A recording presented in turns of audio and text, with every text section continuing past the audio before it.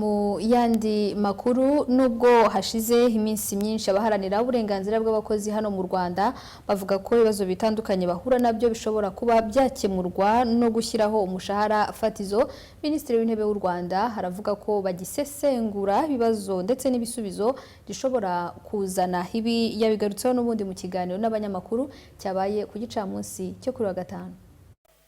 Avuga ati iteka ry'umushahara fatizo bavuga ko riri muri ofisi yacu hano ntabwo rihari reka mbivuge ku mugaragaro, ntabwo iri muri ofisi ya Prime Minister, ahubwo ni ikintu twatangiye kuganiraho n'inzego, kuko burya iteka rijya kugera hano muri ofisi hano rigeze kuri final stage, ni ukuvuga ngo riba ryaraganiwe, context ikumvikana, content yaryo ikigomba kujyamo kikumvikanwaho, rigera hano muri ofisi hano riri ready to go kujya muri cabinet meeting kugira ngo ritorwe.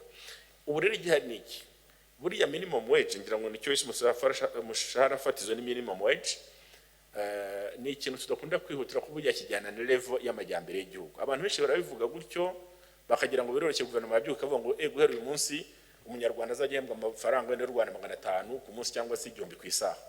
Iyo bivuze hari implications nyinshi cyane zigira ndetse no ku miryango. Icyo turimo gukora na risese ubu ngo tubishyizeho uyu munsi, wenda guverinoma yabikora igahemba abantu kuri iyo rate, ariko se umuturage ufite umukozi we mu rugo azamuhemba kuri iyo rate, nayamuhemba se wazabahembwa ngahe? Ni ibintu byinshi cyane, ubwo ni byinshi, minimum wage implication nyinshi kuri economy y'igihugu no ku buzima buri social. Ntabwo ari order wabyuka ngo ujye muri cabinet itorwe gusa, kuko icyo gihe udakoze neza.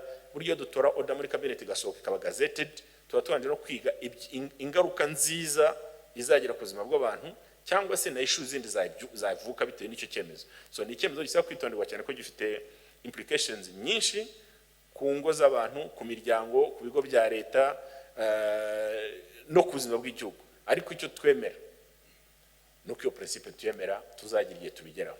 Abantu birasaba ko twicara, inzego zirimo kubitekereza, zirimo kubyiga, noneho kugira ngo nidusohora ikintu cyari ikintu gifatika tuzi ko kiri implementable.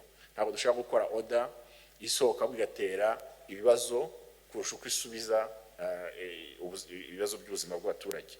Ntabwo rero ryageraho rigera ngo ryarakozwe rigeze kwa PM oya ntirahagera. Abantu baracyaganira, biracyari mu biganiro ngo ikintu tugikoze ingaruka zacyo ku buzima bw'igihugu, ku buzima economic bw'igihugu ni izihe? Ese tugikoze ko kiba kiri abantu hose? Mu by'ukuri iso minimum wage ireba uwitwa umukoresha wese, yabo wo muri informal cyangwa formal sector.